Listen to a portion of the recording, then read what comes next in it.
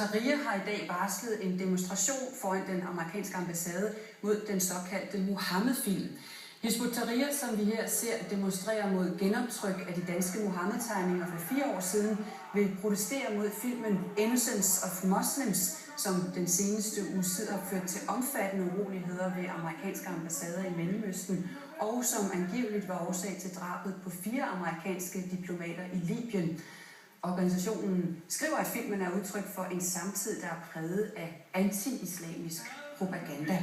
Nu kan jeg sige godmorgen til dig, Shadi Frigi. Du er medierepræsentant i Hizb ut-Tahrir. Når du siger, at der er en speciel islamfjendsk kritik i tiden i dag, hvad mener du så? Altså når man nu er i gang med at forsøge at fremstille den seneste hån mod profeten som værende et individuelt eller en individuel ugerning begået af nogle enkelte filmproducenter, så mener jeg faktisk, at det er mildt sagt misvisende. Når Brian Mikkelsen kunne opfordre danske kunstnere tilbage i 2005 til at tage kampen op mod det, han betegnede som en middelalderlig islamisk kultur. Når tyske politikere efterfølgende har hædret Muhammed-tegner Kurt Vestergaard, så er der ikke tale om individuelle handlinger, så er der tale om en politisk kurs, der er nær den her type ugerninger. Når amerikanske soldater urinerer på Koranen i Afghanistan, og når amerikanske præster erklærer en koranbrændingsdag, så er der tale om en islamofobisk atmosfære, som er nær den her type krænkelser. Derfor mener jeg faktisk, at det er at reducere sagen på en rimelig måde. Man kan også sige, at der er tale om en amatørvideo, som er lagt ud på nettet af en privatperson. Altså, hvorfor tage den så alvorligt? Hvorfor give den så meget opmærksomhed? Fordi at man ikke kan se det løsredet fra dens samtid, fra dens kontekst. Vi har haft et årti med intensiveret hets og smidkampagner mod islam og muslimerne på global plan. Vi har haft et årti præget af Hvordan ser du det?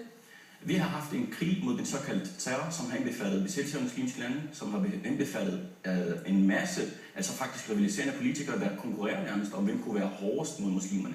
Hvem kunne komme med de mest absurde verbale udfald mod muslimerne. Og det gælder både højreorienterede og venstreorienterede politikere på verdensplan. Så derfor mener jeg faktisk, at politikerne nu med USA i spidsen, med de amerikanske politikere i spidsen, de er i gang med at vaske hænder og løbe fra deres ansvar for det, der foregår lige her nu. Hvor ser du de her udfald mod muslimer?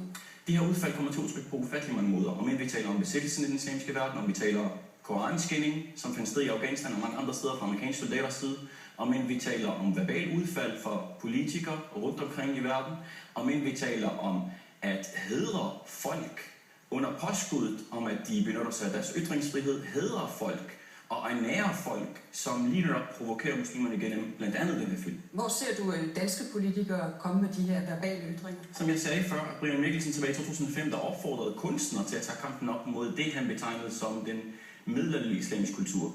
Og tyske politikere, der har hædret Kurt Vestergaard, Muhammed-tegneren, i forbindelse med de tegninger, han har udført i sin tid. Så det vil sige, på trods af, at man er velvidende om, at der vil være en reaktion i den islamiske verden over for den her slags hån og fornærmelser, fordi Muhammed er det mest kære for over 2 milliarder muslimer verden over.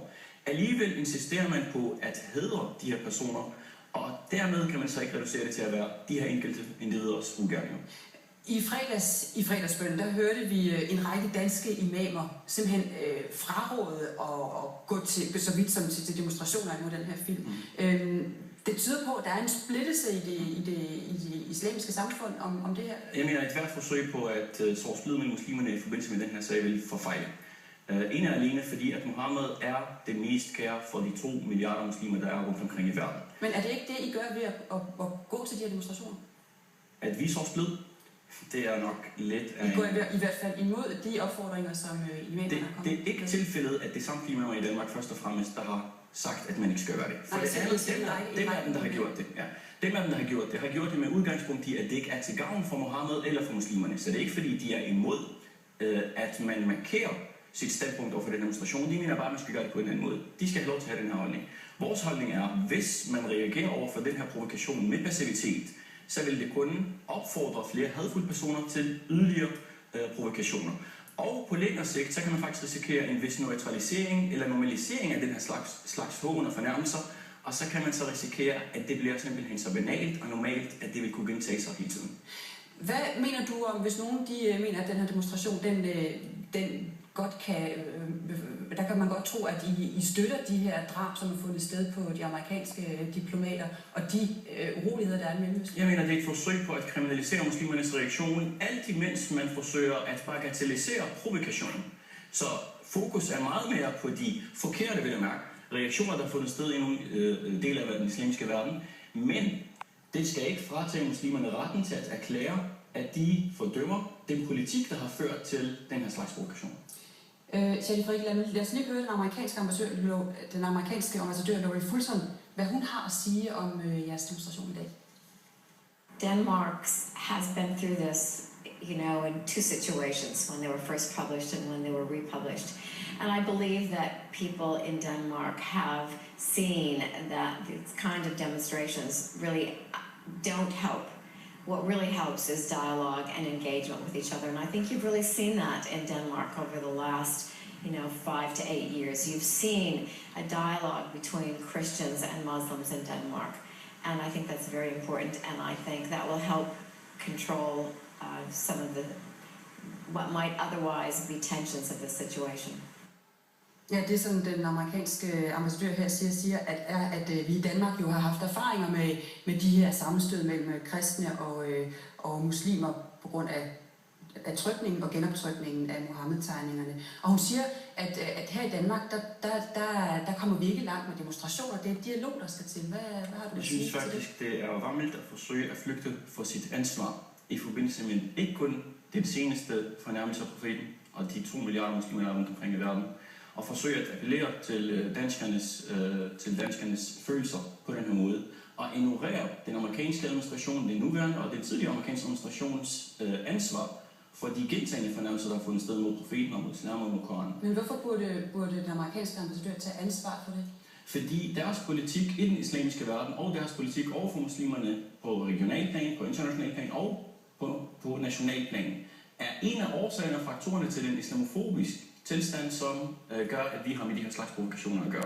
Dernæst så mener jeg, at det er for underligt, det er absurd, at hun taler om dialog. Hvilken dialog gør sig gældende i Irak, hvor man har dræbt over 1 million muslimer på grund af den besiddelse, der er? Hvilken dialog er det, der taler om, når 500.000 børn i Irak blev sultet ihjel under de amerikanske sanktioner mod Irak? Hvilken dialog er det, der gør sig gældende i Afghanistan eller Pakistan, hvor man gennem droner og forskellige bombefly har dræbt uskyldige mennesker og bombet bryllupper? Der er ikke tale om en dialog, der er tale om en fornærmelse og besættelse af den islamiske. Så hvad vil I opnå med den her demonstration? Vi vil først og fremmest sende et klart budskab om, at muslimerne ikke vil finde sig i krænkelser med noget af det, som er det mest kære for dem, der sender ud. For det andet, så vil vi sige til den amerikanske administration, gennem deres repræsentanter her i Danmark, at vi vil ikke falde for deres forsøg på at bagatellisere den her sag og fremstille den som en individuel ugerning, men vi bebrejder dem for den islamofobiske tilstand, som opfostrer den her slags provokationer. Jeg skal lige høre, nu har vi set i Mellemøsten, at det har ført til voldsomme sammenstød og altså også drab på amerikanske diplomater. Hvad mener du selv om drabene på den amerikanske ambassade? Jeg mener, at de her reaktioner, der er i den islamiske verden, har flere faktorer. Det er ikke så meget det, men det er endnu mere, hvordan man udnytter det lige nu, om det er fra mediernes side eller fra politikernes side. Men hvad mener du om drabene? Drabene er i modstrid med de islamiske retningslinjer. En ambassadør ifølge islam skal ikke dræbes, men jeg mener, at der er en overdrevet fokus på reaktionen på den provokation, der har været, og en bagatellisering af den provokation. Og den skal ikke udnyttes til at fratage muslimerne retten til at demonstrere, at de er imod den her provokation og imod den amerikanske politik, der fører til den her provokation. Er du bange for at opildne til uroligheder herhjemme med den her demonstration? Dem, der burde være bange for at opildne til noget som helst, det er amerikanerne gennem et årti med intensiveret provokation af muslimerne. Tak skal du have. Selv tak. Og vi bliver